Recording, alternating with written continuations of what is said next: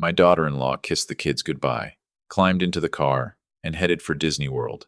Before leaving, she looked at me and said, "Make sure the house stays clean while we're gone." 3 days later, she came back, expecting everything exactly the way she'd left it.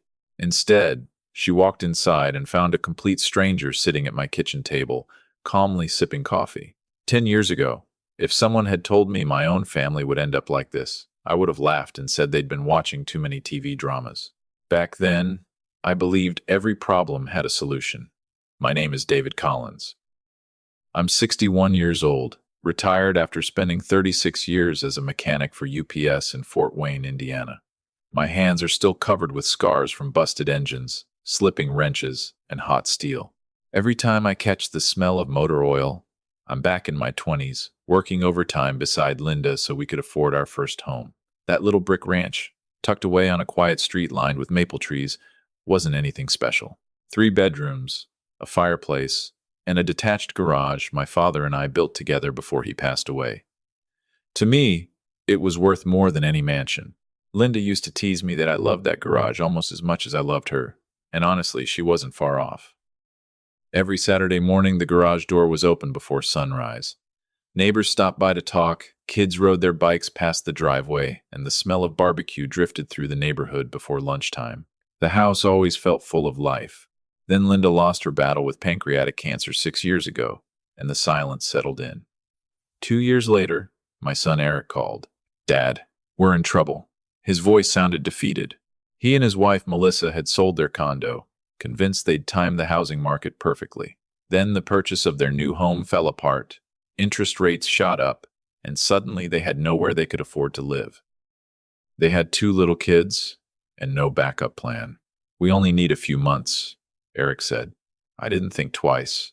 "Bring the kids," I told him. "Family takes care of family." Those few months quietly became 4 years. Looking back, there wasn't a single moment when everything changed. It happened one small step at a time. Melissa wanted the guest room for the children. That sounded reasonable. Then she asked if they could have the master bedroom because it had the bigger closets. That sounded reasonable too. After that, she suggested I move into the basement since the stairs might be difficult at my age. I wasn't even 60, but I agreed anyway. The basement was unfinished, bare concrete floors, an old dehumidifier rattling in the corner, shelves packed with tools, and a narrow discount store bed squeezed against the wall. In the winter, it smelled like damp cement mixed with old motor oil from boxes I never unpacked. I kept telling myself it was only temporary. It never was. Even my garage slowly stopped feeling like mine.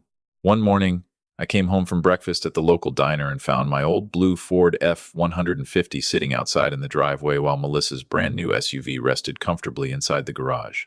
She smiled like it was the most natural thing in the world. "The SUV's too nice to leave outside," she said. I stood there, looking at my truck, the one I'd bought after 20 years of working at UPS. The paint had faded, the miles had piled up, but I'd earned every inch of it. Somehow, without anyone ever asking, my own place in that house had started disappearing. The paint on my old Ford had long since faded, and the driver's seat let out the same tired squeak every time I leaned back. But I'd earned that truck with decades of hard work. I looked at it sitting in the driveway, forced a smile, and said the words that slowly became a habit. "It's fine." Before long, I was saying them about everything. Then Linda's garden disappeared. She had loved roses more than anything, and every spring we spent weekends planting new ones around the front porch. After she passed away, taking care of those flowers became the closest thing I had to talking to her. One Saturday morning, I walked outside carrying a watering can and stopped cold. Every rose bush was gone. In their place stood a bright plastic playground for the kids. Melissa beamed with pride. "Doesn't this look better?" They needed more room to play. 20 years of memories had vanished without a single conversation. I stood there gripping the watering can. No one had asked. No one even thought they needed to. The neighbors noticed. One afternoon, Mrs. Jenkins looked across the yard while checking her mailbox and quietly said, "I miss Linda's roses." I nodded. "So do I." That was the end of the conversation. Eric was never a cruel man. That was the hardest part. Every time Melissa changed something in my house, he'd rub the back of his neck and say, "Dad, She's just under a lot of stress, or give it a little more time. So I did. Night after night, I sat alone in the basement, watching old baseball games with the volume turned down so I wouldn't bother anyone upstairs. My granddaughter Emma still found excuses to sneak down sometimes. "Grandpa, can we build a birdhouse tomorrow?" she'd ask with a smile. Those afternoons became the brightest part of my week until they slowly disappeared too. Melissa filled every day with lessons, practices, schedules, plans. Before long, there was no room left for surprise visits with Grandpa. Then came the Disney World trip, 10 days away. The night before they left, the kitchen looked like a disaster zone. Suitcases covered the floor, snacks were piled across the counters, and the kids raced through the house while Eric carried luggage to the SUV. Melissa tossed a cleaning rag onto the table and finally looked at me. "Dad." I looked up. "There's really no reason for you to leave the house while we're gone," she smiled. But there wasn't an ounce of warmth behind it. "Just keep everything clean. Wipe the counters every couple of days. Water the flowers in the backyard. Vacuum upstairs before we get back." She kept listing chores. I stopped listening. For the first time, it hit me. She wasn't asking for a favor. She was giving me instructions inside my own home. Eric walked back through the door. "Ready, Dad?" I smiled. "As ready as I'll ever be." He thought I meant their vacation. The kids hugged me goodbye, and Emma whispered, "Don't forget to feed the squirrels peanuts." I chuckled. "I think I can manage that." The SUV pulled away the next morning, its taillights disappearing at the end of the street. Silence settled over the house again, not the peaceful kind, but the heavy kind that lets you hear every floorboard creak. I made a cup of coffee and sat alone at Linda's kitchen table, my kitchen table. After nearly an hour, I stood up, walked into the hallway, and opened the little cedar cabinet where Linda always kept our important papers. Tucked in the back was a plain manila folder. Inside were the deed to the house, our wills, insurance documents, and a letter she'd written during the last months of her illness. I unfolded it carefully. Her handwriting was exactly the way I remembered. "David, if you're reading this years from now, remember something I've always known about you. You're kind, sometimes too kind." I read Linda's words 3 times before carefully folding the letter and placing it back inside the folder. "Promise me one thing. Never confuse kindness with surrender. This house is your home.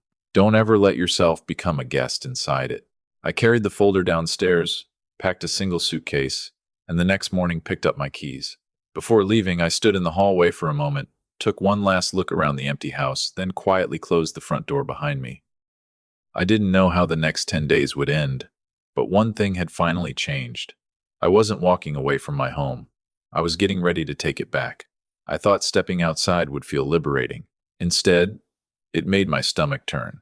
My suitcase sat beside my old Ford as I stared at the house Linda and I had spent years working to afford.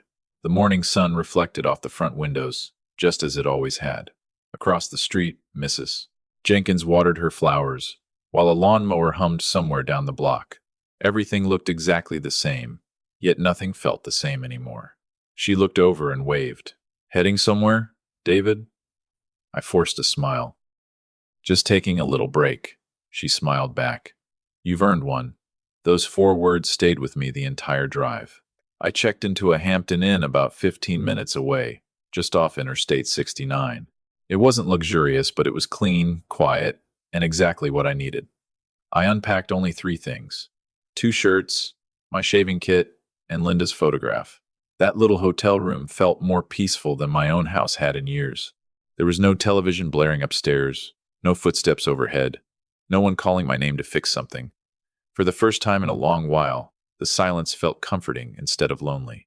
The next morning, I wandered downstairs for breakfast.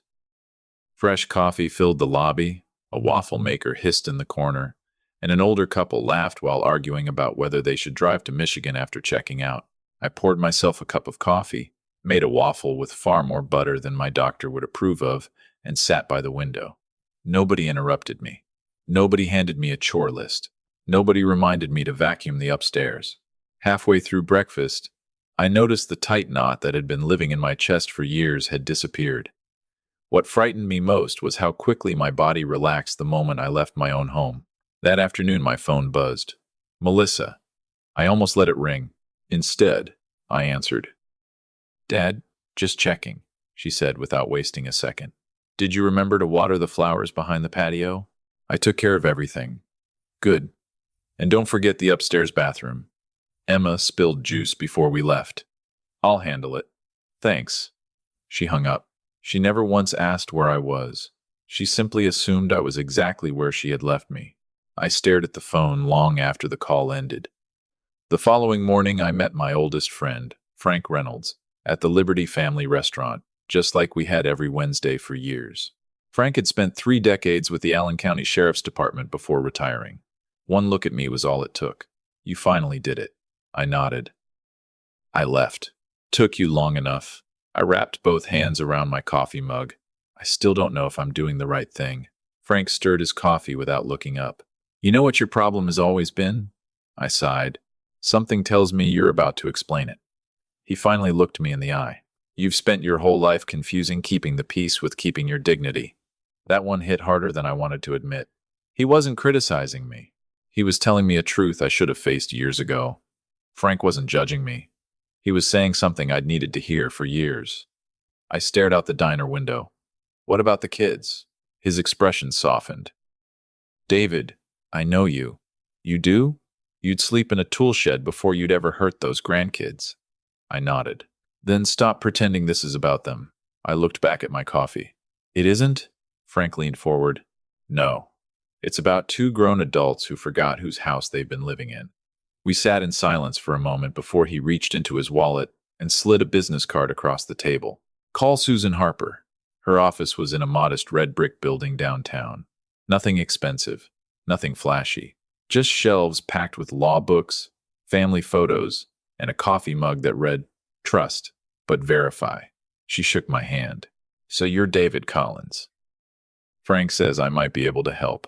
I hope so.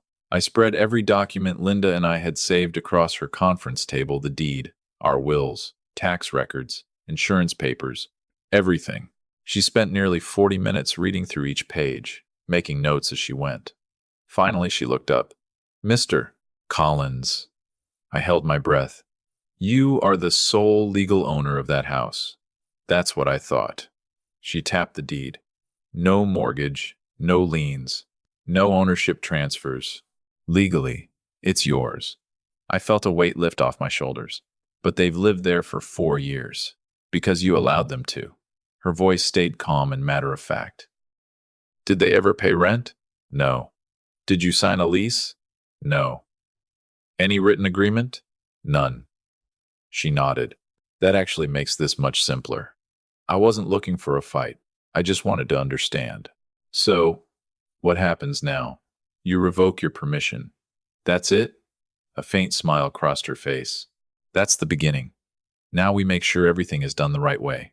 She walked me through every step. Written notice, certified mail, detailed records, professional movers, photographs of every item, secure storage for their belongings. No arguments, no surprises, no shortcuts, she said. If this ever reaches a courtroom, you want the judge to see one reasonable person. Make sure that's you. Linda would have liked Susan. That evening, I sat alone on the edge of my hotel bed, staring at my phone. Eric's name filled the screen. I almost called him. My thumb hovered over the green button. Maybe we could still talk this through. Maybe this had grown into something bigger than it needed to be. Then another text appeared. It was Melissa. Please remember to scrub the upstairs shower before Saturday. Soap scum builds up fast. I laughed out loud.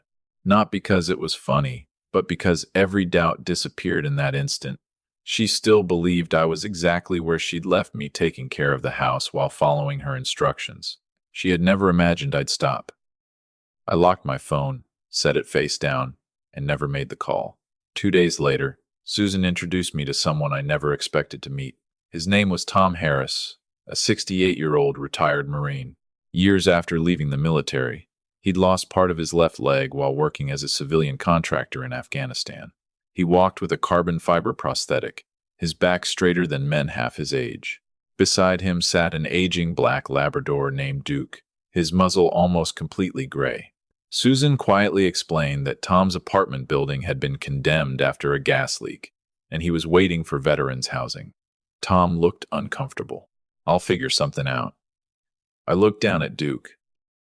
The old dog rested his head on Tom's boot without making a sound.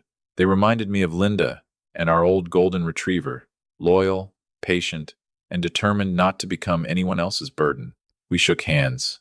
His grip was firm. Susan tells me you've got more house than you need. I smiled for what felt like the first genuine time in years. Maybe I do. He didn't ask for a favor. He asked one simple question. You sure? I thought about the basement, Melissa's endless lists, Linda's roses, and the little moments with Emma that had slowly been taken away. Then I looked back at Tom and Duke. Yeah, I said. I'm sure. Over the next few days, Susan's office handled everything exactly as she promised. Certified letters were mailed to Eric. Emails were sent. Every legal notice was documented. Professional movers were booked for Monday morning, and a secure storage unit was rented in Eric's name with 3 months already paid in advance. Every receipt was filed. Every document was organized. There would be no angry confrontation, no revenge, no shouting, only quiet decisions supported by the law. As Susan finished reviewing another stack of paperwork, she looked up with a small smile. Ready to take your house back? I glanced out the window toward downtown Fort Wayne and slowly shook my head. No, I admitted. I don't think anyone is ever ready for something like this. After a moment, I added, but I am finally ready to stop giving it away. On the 5th day of their Disney vacation, Melissa posted a smiling family photo. The 4 of them wore matching Mickey Mouse shirts beneath the caption, "Family is everything." Less than an hour later, 2 licensed movers wearing white gloves carefully carried her dining room cabinet into a climate-controlled storage unit across town. Life has a strange sense of irony. I wish I could tell you I felt victorious watching it happen, but I didn't. Mostly, I felt relieved and sad. Every box they packed held more than furniture. It held years of memories, some beautiful, some painful, all impossible to separate from one another. Monday morning arrived beneath clear skies. Susan met me at the house shortly after 8. A few minutes later, 2 moving trucks rolled into the driveway. Their owner, a gray-haired man named Rick, stepped out and greeted me with a firm handshake. "We've got the inventory list, Mr. Collins," he said. "Everything in your family's belongings will be treated like it belongs to our own. That's all I can ask." Before anyone carried a single box, Rick gathered his crew. Photograph every room first. Label everything. Double wrap anything fragile. No shortcuts. Watching them work reminded me of my years at UPS. Every movement had a purpose. Nobody argued. Nobody wasted time. They simply did the job the right way. Before the packing began, I walked upstairs. Really walked upstairs. Not because someone wanted me to fix a light fixture or carry laundry, just because I could. The master bedroom still carried the faint scent of Melissa's perfume. Family photos lined the dresser, and clothes for the Florida trip were still neatly arranged inside the closet. I looked around for only a moment before turning away. I wasn't reclaiming a bedroom. I was reclaiming my home. The children's rooms were much harder. Emma's stuffed rabbit still rested on her pillow, exactly where she'd left it. Ethan's baseball glove lay beside his bed. I picked it up and ran my hand across the worn leather. "He catches better than his dad ever did," I said quietly, smiling despite everything. Rick had stepped into the doorway without me noticing. "You all right?" he asked. I nodded. "Yeah. Take your time." "I am." I carefully placed the glove into a labeled storage container myself. By lunchtime, nearly half the upstairs had been packed. Susan photographed every completed room, while each box received its own inventory number. Every piece of furniture was wrapped with care. Nothing was rushed. Nothing was damaged. I wanted Eric to understand one thing. This wasn't punishment. It was a boundary. There is a difference. Around noon, Mrs. Jenkins walked across the street carrying a pitcher of homemade lemonade. "Thought your crew might be thirsty," she said. Rick gratefully accepted a cup before getting back to work. She handed one to me and smiled. "I've been waiting a long time to see someone finally stand up for you." I looked down at the lemonade in my hands. I should have done it years ago. She gently patted my arm. "No, David, you did it when you were finally ready." That afternoon, Tom arrived with Duke. He carried one duffel bag, one toolbox, and a folded American flag sealed inside a protective display case. I looked at the small pile of belongings. That's all? He shrugged. After enough years, you stop collecting things. I understood exactly what he meant. By then, the movers had already finished clearing the guest room. Tom glanced around the house. I'll try to stay out of your way. I smiled. You won't. This place has been needing another pair of hands for a long time. He looked toward the front porch and nodded. That railing's loose. I chuckled. I've been saying that for 3 years. I'll fix it tomorrow. There were no emotional speeches, no awkward introductions, just two older men talking about home repairs. Somehow, it already felt like home again. The next morning, I carried 2 cups of coffee outside. Tom was already sanding the porch railing while Duke stretched out beneath a tree, watching squirrels dart across the yard. You don't have to do that, I called out. He never stopped sanding. I know. Then why are you? This time he smiled. Because somebody loved this house. I looked around the yard. What makes you think that? He nodded toward the flower beds. Even without the roses. You can still see it. I didn't have an answer. I simply sat beside him, and we drank our coffee in silence. Some conversations don't need words. Nearly 1,000 miles away in Florida, Melissa finally realized something was wrong. Not because she missed me, but because she couldn't connect to the Ring doorbell camera. She refreshed the app several times before texting Eric. Can you check the camera? It says the device is offline. Eric replied almost immediately. Probably the Wi-Fi. Melissa wasn't convinced. She called the internet provider. The service was active. She refreshed the app again. Still nothing. Later that afternoon, another email arrived. This one came from a storage facility, confirming that a unit had been rented under Eric Collins's name. Melissa frowned. What storage unit? Eric looked up from the hotel bed. What are you talking about? She handed him the phone. He read the message once. Then again. I don't know. A knot formed in Melissa's stomach. She searched through her inbox and found another unopened email buried beneath vacation confirmations and restaurant reservations. The sender was Susan Harper, attorney at law. She clicked it. As she read, the color drained from her face. What is it? Eric asked. Without saying a word, she handed him the phone. His eyes moved slowly across the page. Notice of revocation. Property owner. Occupancy revoked. Storage arrangements. Legal representation. At the bottom was my name. Dad, he whispered. Melissa shot to her feet. This has to be some kind of mistake. Eric kept staring at the screen. It doesn't look like one. He'd never do this. Eric didn't answer. Deep down, he knew I finally would. They ended the vacation that same evening. The kids burst into tears when they learned they were leaving early. They still had 3 days left at Disney. Emma looked up at her mother and asked, Did Grandpa get sick? Melissa forced a smile. No, sweetheart. But the smile disappeared the moment Emma looked away. The drive back to Indiana felt twice as long. For hours, neither of them said much. Every so often, Melissa repeated the same sentence. I can't believe he'd do this. Somewhere in Kentucky, Eric finally broke the silence. I can't believe we made him feel like he had to. Melissa turned toward him. What's that supposed to mean? He kept his eyes on the highway.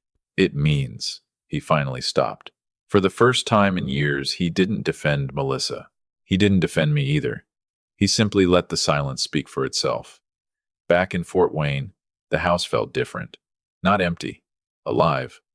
The living room finally had space to breathe again. Linda's old rocking chair was back beside the fireplace where it belonged. And out on the porch, Tom had already finished repairing the loose railing. Tom didn't just fix the porch railing. At some point, without saying a word, he'd even straightened the crooked mailbox post. That evening, we sat on the front porch watching the sun disappear behind the maple trees while Duke slept between us. You nervous? Tom asked. Very. Think they're going to yell? I gave a tired smile. I know they will. He nodded once. You're still doing the right thing. I looked across the quiet street. Mrs. Jenkins had already closed her curtains. Porch lights were coming on one by one, and the neighborhood settled into its familiar evening rhythm. I took a slow breath. Tomorrow my family would come home, and after that, nothing would ever be the same again. I barely slept that night. It wasn't because I was worried about Melissa's anger. I'd listened to enough shouting over the years. What kept me awake was Eric. I couldn't stop wondering whether standing up for myself would cost me my son. Furniture can be replaced. Walls can be painted. Gardens can bloom again. Family is harder to rebuild. By 6:30 the next morning, I was already outside with a cup of coffee. Tom was tightening the last bolt on the porch swing while Duke lay nearby pretending to sleep, one eye still tracking the squirrels. "You don't have to stay," I told him. He looked up and smiled. "I'm not here because you need help. I'm here because friends don't leave when things get uncomfortable." I smiled back. Linda would have liked him. Around noon, my phone rang. It was Eric. "For the first time in days," I answered. "Hey, Dad." His voice sounded worn out. "We're about 3 hours away." "I know." Silence stretched between us. Finally, he asked, "Is this really happening?" "Yes." Another pause. "You couldn't wait until we got home?" I looked out across the yard. "Eric." "I already waited 4 years." Neither of us spoke again. "I'll see you when you get here," he finally said. "I'll be here." I ended the call before either of us said something we couldn't take back. At around 3:15, Mrs. Jenkins crossed the street carrying a plate of oatmeal cookies. "I made too many," she said. We both knew that wasn't true. She glanced toward the road. "They're coming today, aren't they?" "Any minute now." She hesitated. "Want me to stay?" I shook my head. "No." She smiled gently. "I'll be right across the street." In our neighborhood, that was another way of saying, "You're not facing this alone." At exactly 3:42, a dark gray SUV turned onto the street. I remember the time because I'd checked my watch at least 100 times already. Melissa's SUV slowed to a stop in front of the house, but nobody got out. Then I realized why. My old blue Ford F-150 was back where it belonged, parked inside the garage. Their SUV was the one left outside now. Melissa climbed out first and slammed the driver's door so hard that even Duke lifted his head. Without saying a word, she marched toward the front porch while her suitcase still sat open in the back of the SUV. Eric stayed behind for a moment. The kids climbed out more slowly, already sensing that something was wrong. Melissa reached the front door, shoved her key into the lock, and twisted. Nothing. She frowned, tried again, then rattled the handle harder. Still nothing. "Eric." He walked over and took the key from her. "What's wrong?" "The locks." He tried it himself. The key turned just enough to click, but it no longer fit. Before either of them could knock, the front door slowly opened. Standing there was Tom, wearing clean jeans and a navy polo shirt, one hand resting lightly on his cane. Duke sat calmly at his side. Melissa froze. She had no idea who he was. "Who are you?" Melissa demanded. Tom answered with the same calm voice he'd used since the day we met. "My name's Tom. What are you doing in my house?" "I'm staying here with the owner's permission." Her face flushed red. "What owner?" That's when I stepped onto the porch from the side yard. "The one standing right here." She spun toward me. For a few seconds, nobody said a word.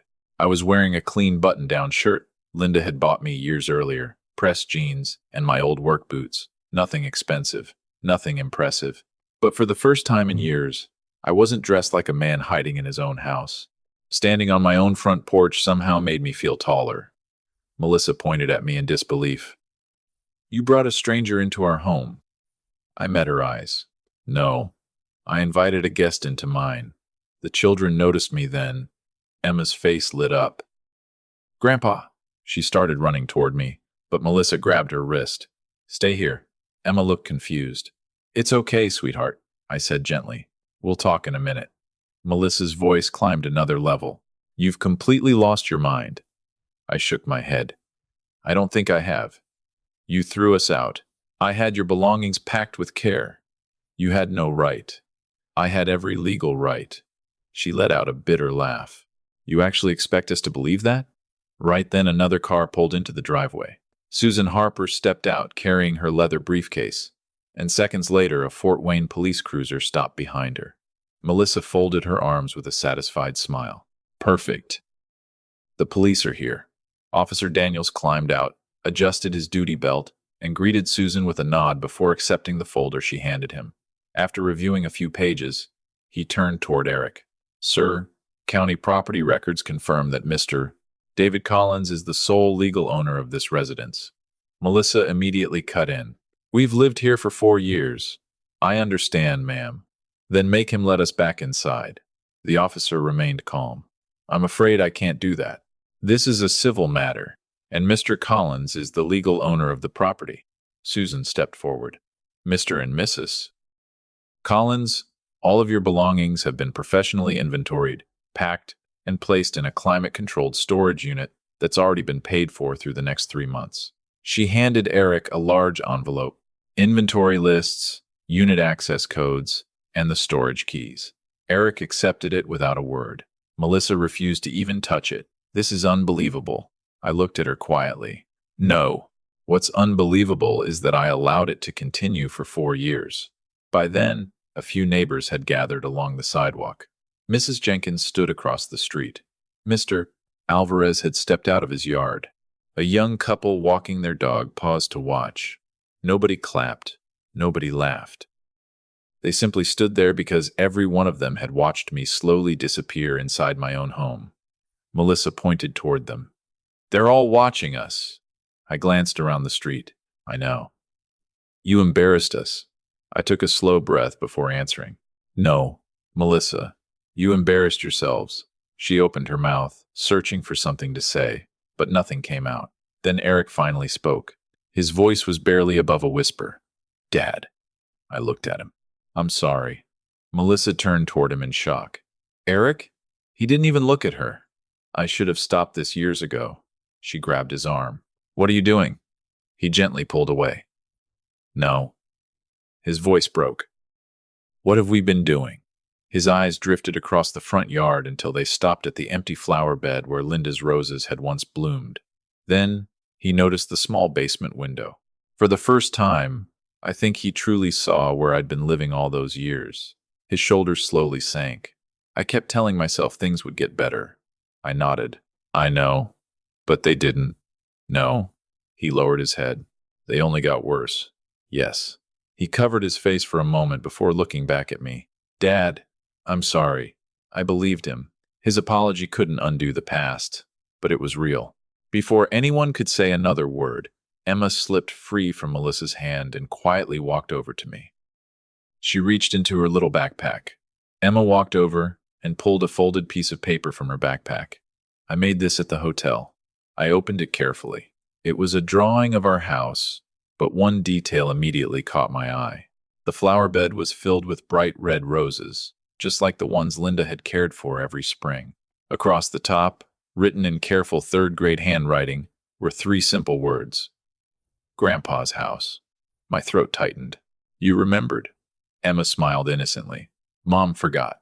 No one said another word, not even Melissa, because, without meaning to, a little girl had spoken the simplest truth anyone there had been willing to ignore. After they drove away that afternoon, the house became quiet again.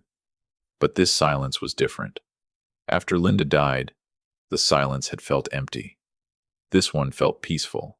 I stood on the porch long after their SUV disappeared, still holding Emma's drawing in my hands. Tom sat beside me on the porch swing while Duke slept at our feet. After a while, Tom nodded toward the picture. That's one you'll keep forever. I smiled. Yeah, I will. The next few weeks were harder than most people would probably imagine. Stories usually end with the confrontation. Real life doesn't. It keeps going. More than once, I caught myself reaching for my phone. I wanted to hear Emma tell me about school.